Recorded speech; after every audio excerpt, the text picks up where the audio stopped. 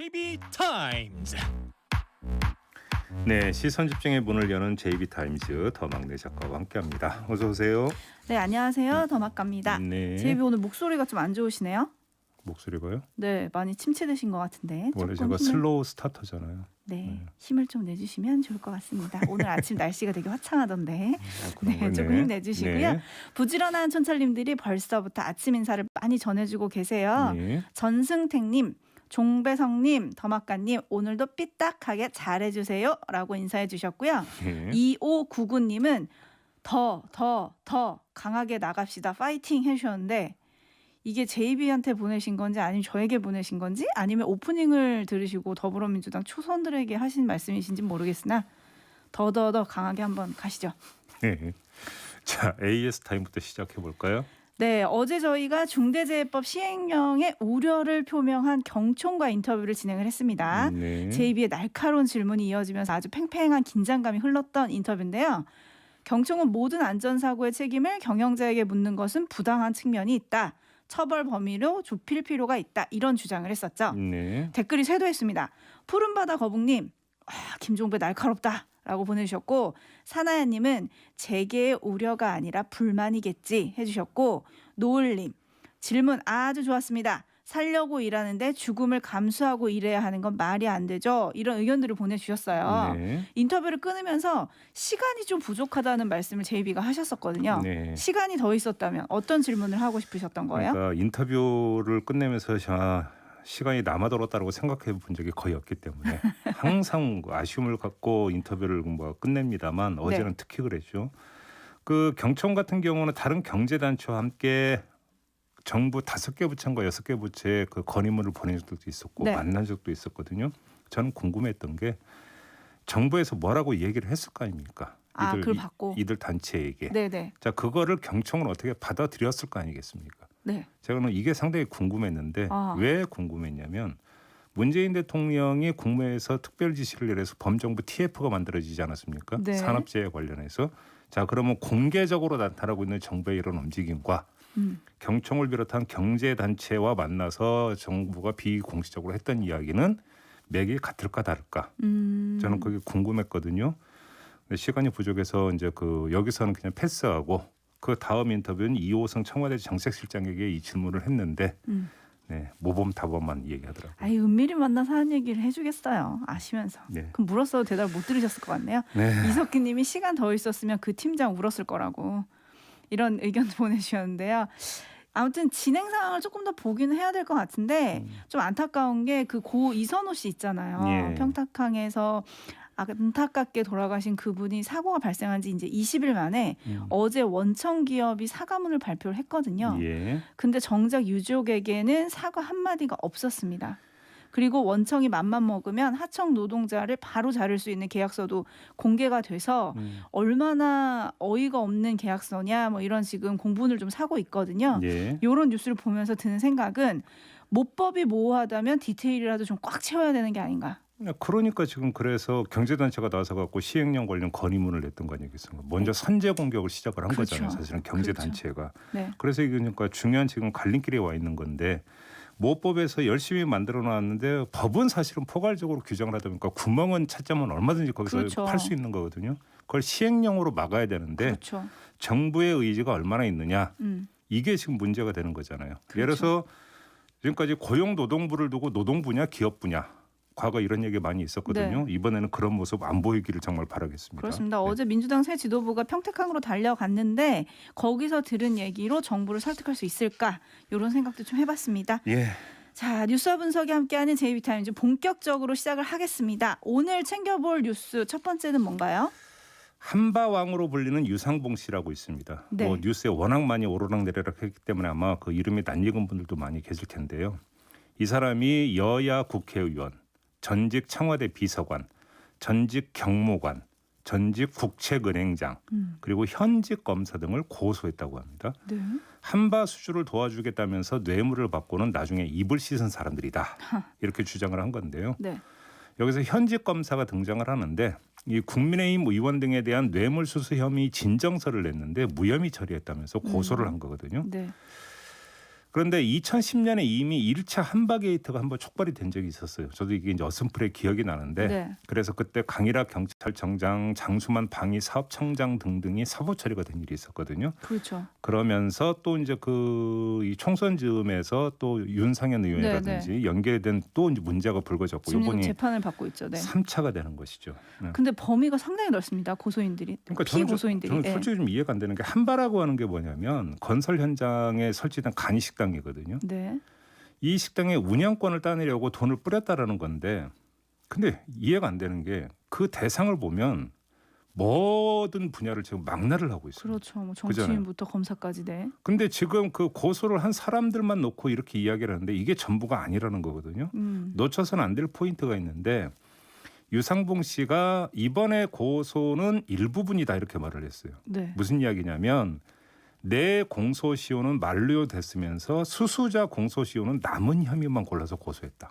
그러니까 돈을 준 내 공소시효는 만료가 됐지만 왜냐하면 뇌물 네. 공여죄가 있고 뇌물 수수죄가 있는데 그렇죠. 뇌물 공여의 시효는 7년인 반면에 뇌물 수수의 시효는 최대 15년이거든요. 2배 이상이 되네요. 그래서 네. 혹시라도 이제 최근에 그러니까 뇌물을 줘가지고 뇌물 공여죄 시효가 살아있으면 자기가 사법처리 대상이 되니까 그건 빼고 지금 고소를 했다고 하니까 사례가 더 있다는 얘기가 되는 거죠. 그럼 도대체 어디까지냐 이게 문어발도 아니고 네. 이 부분이 하나가 있는 거고 또 하나의 포인트는 유상봉 씨가 고소장을 제출한 곳이 공수처와 검찰 양쪽 다라고 하는 거거든요. 네. 어디서 수사하는지가 관심사인데 특히 여기서 하나만 뽑아내면 피고소인의 지금 현직 검사가 있는 거 아니겠습니까?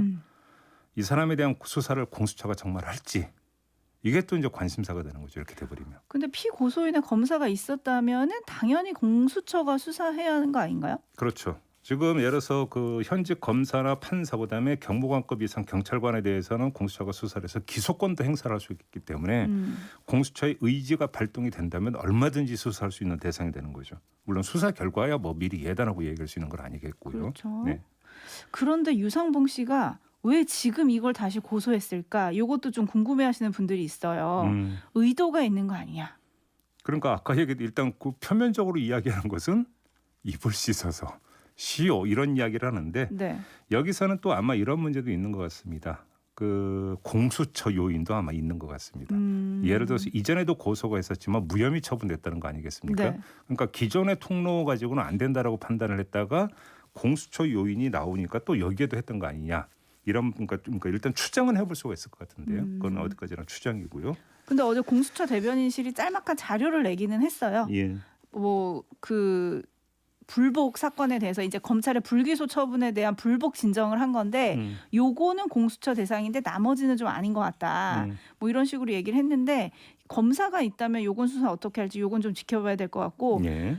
궁금한 게 한바가 이렇게 전방위에 걸쳐서 돈을 뿌려야지 얻을 수 있는 건지 잘 그러니까. 모르겠네요. 아니 그러니까 제 얘기가 그거잖아요. 한바에서 그러니까 수익이 이제 얼마나 나느냐 이제 이런 문제가 되는 건데 물론 이제 한바를 설치해서 운영을 하기 위해서는 공사 발주처, 네. 발주처하고 연결이 되겠죠. 근데 예를 들어서 그러니까 뭐 조그만 단독주택이 있는 게 아니잖아요. 그렇죠. 한바가 설치되는 것 같은 경우는 대형 건물이 들어서서 수많은 어떤 사람들이 거기서 일을 할 때 거기서 한바라고 하는 식당이 운영이 될 수 있기 때문에 발주처는 대형이라고 봐야 되겠죠. 네. 큰 기업이거나 대형 공공기관이거나 그래서 이제 뿌렸다라는 추정은 가능한데 그래도 거의 모든 분야를 망라하고 있다. 심할 정도로 이 얘기는 안 할 수가 없습니다. 그럼 뿌렸으면 받은 사람도 사실은 처벌 대상이 돼야 되는 건데 당연히 돼야 돼요. 이사야님이 그렇게 돈을 뿌렸으면 밥은 제대로 차려낼 수 있을지라는 의견을 주셨고요. 저도 그 이제 젊을 때 이제 막노동을 많이 했기 때문에 알바로 네. 한바에서 이제 그 밥도 많이 먹어봤죠. 네. 질이 그렇게 좋다고는 말씀을 못 드리고 다만 이제 그 일을 하다 보면 엄청 배고프니까 아니 돈을 바깥으로 뿌리니까 밥의 퀄리티를 높이는데 뿌리진 않았을 것 같다는 생각이 좀 들긴 하네요. 그리고 CKJ님이 공수처를 믿어야 되나 1호 수사 대상 보고 너무 실망이 큽니다. 예. 여기에 또 시류에 편승하는 건가라는 생각도 좀 들긴 하네요. 네. 넘어가겠습니다. JB타임즈 다음 주목할 뉴스는 오디오로 먼저 만나보시죠. 1980년 5월 21일 계엄군은 옛 전남도청 앞에서 시민들을 향해 집단 발포를 시작했습니다. 지금까지 신군부는 자위권 차원에서 쐈을 뿐이라고 주장해왔습니다. 하지만 5.18 진상규명위원회가 확보한 계엄군의 증언은 전혀 달랐습니다. 당시 현장에 있던 제11공수여단 계엄군은 금남로 주요 건물에 저격수가 배치됐다고 털어놨습니다. M60 기관총과 M1 소총의 조준경을 달아 시민들을 조준 사격했다는 겁니다. 저격병을 운영했다라고 하는 사실 자체는 자위권 차원하고 상치되지 않느냐라고 하는. 그러니까 5.18 민주화운동 진상규명조사위원회가 어제 그 1차 성과 보고회를 가졌습니다. 네. 지금 이제 뉴스 리포트가 나오는데 어제 이제 그 공개됐던 내용 가운데 일부인데요. 여러 가지가 나왔습니다. 예를 들어서 민간인 주검 55구의 행방이 확인이 안 됐다, 사라졌다. 네. 이런 이야기도 있었고 눈길을 끈 게 바로 이 기관총 사격과 조준 사격인데 한두 군데서 이루어진 게 아니거든요. 다시 한번 정리해드리면 광주 교도소 감시탑과 건물 옥상에 M60 기관총을 설치를 했고 네. M1 소총에 조준경을 달아서 시민을 살상을 했다. 이게 하나가 있고 네. 광주역에서 제3공수여단이 M60 기관총을 설치했다는 게 있고 또 전남도청 인근 주요 건물 옥상에 11공수여단이 저격수를 배치했다. 또 이런 이야기도 있어요. 이거 어떤 의미로 봐야 되나요? 이건 아주 간단한 겁니다. 자, 여러 곳에서 여러 공수부대가 똑같이 기관총 사격을 하고 조준 사격을 했다. 이거잖아요. 네. 그러면 이거는 특정 부대 현장 지휘관의 임의적인 단독 결정이 아니라는 거잖아요. 이 얘기는. 네. 그러면 개통에 따른 윗선의 지시가 없이는 불가능한 일 아니겠습니까? 이 개통을 거꾸로 짚고 올라가다 보면은 발포 명령자까지 다다를 수 있지 않겠느냐라는 한 줄기 기대를 할 수 있게 하는 사실인데 네네. 하지만 정말 도달할지 이게 지금 미지수라는 거잖아요. 수십 년간 지금 풀지 못하는 과제로 남아 있으니까. 네. 근데 저는 이 대목에서 이거저거 다 떠나서 한마디만 좀 반문을 하고 싶은데요. 자, 지금 미얀마에서 시위대 학살이 진행되고 있지 않습니까? 네. 그러면서 시위대와 국제사회는 그 책임자로 누구를 지목하고 있습니까? 이런 사람 다 떠나서 군부 최고 네. 실력자를 지목을 하고 있어요. 훌라잉 사령관 이 사람을 지금 지목을 하고 있는 거 아닙니까? 왜? 이 사람이 군부 최고 실력자이기 때문에. 자, 그러면 80년 군부 최고 실력자가 누구였습니까? 그건 뭐 다 아는 거 아닙니까? 그러니까요, 제 얘기가. 그러니까 뭐냐면 우리는 지금 이 진실의 엄중함, 진실은 추정으로 확정되는 건 아니기 때문에 네. 그 진실의 엄중함을 존중하기 위해서 어쩌면 뻔한 결론을 향해서 아주 더딘 발걸음을 놓고 있다. 그래서 진실에 뭔가 다가가는 길은 참 이렇게 험난하다. 네. 어찌 본다면 심중은 뭐 그 100% 확실한 거 아니겠습니까? 그렇죠. 그잖아요. 다만 관건. 심중만으로 이게 진실이라고 확정을 지을 수 없기 때문에 참 더디게 가는 건데 그게 사람 감질나게 하는 측면이 있는 거죠. 사실 그렇죠. 솔직히 말씀을 드려서. 그러니까 관건은 진술과 증거 자료다 이 말씀이신 그렇잖아요. 거잖아요. 레드헤어님이 시민들은 다 아는 걸 왜 전두환 신군부만 인정을 안 할까요?라고 해주셨는데 네. 다음 달부터 5.18 진상규명위가 집단 발포를 누가 명령했느냐 요거를 가려내기 위해서 신군부 세력 인사들을 불러서 조사를 한다고 하거든요. 네. 뭐 얘기할지 잘 모르겠습니다. 솔직히. 네. 근데 또 양심선언이라는 게 나왔으면 좋겠다라는 일말의 희망의 기대를 갖고 40년간 작동하지 않았던 양심이 갑자기 작동을 할까요? 그 사람들이 철면피인데. 그래도 뭐 가끔 변할 수 있는 사람 있지 않을까요? 그랬으면 정말 좋겠습니다. 네, 그랬으면 좋겠습니다. 거의 모든 나라 속담에 있는 말이 세상에 비밀은 없다. 이거라고 하던데 네. 더디더라도 진실이 꼭 밝혀지기를 바라겠습니다. 누가 그러더군요. 어느 책인가 있나요? 진실은 정말 게으른 놈이어서 맨 나중에 나타난다고. 나타난다. 그렇죠. 여기에 방점을 찍죠. 그렇습니다. 네, 뉴스와 분석이 함께하는 JB타임즈. 다음 주목할 뉴스는 경제 뉴스네요. 국제신용평가사 무디스 뭐 많이 들어본 것 아니겠습니까? 네. 이 무디스가 우리의 국가 신용 등급과 전망을 기존 수준인 AA2 그러니까 안정적 이 수준으로 유지한다고 발표를 했어요. 네. 그리고 이 무디스의 크리스티안 드 구주만 이사가 한 세미나에 참석을 해서 이런 말을 남겼습니다. 어제 한국이 재정 정책을 시의적절하게 펼쳤고 그로 인해 재정 수재가 악화한 부분이 있지만 다른 AA 등급의 국가와 비교했을 때 재정 건전성 악화가 크지 않다. 오호. 이렇게 말을 했고요. 한마디 더. 중기적으로 부채 부담이 증가하지만 다른 나라와 비교했을 때 상대적으로 부채 증가율이 소폭으로 평가받을 수 있다. 좋은 얘기인가요?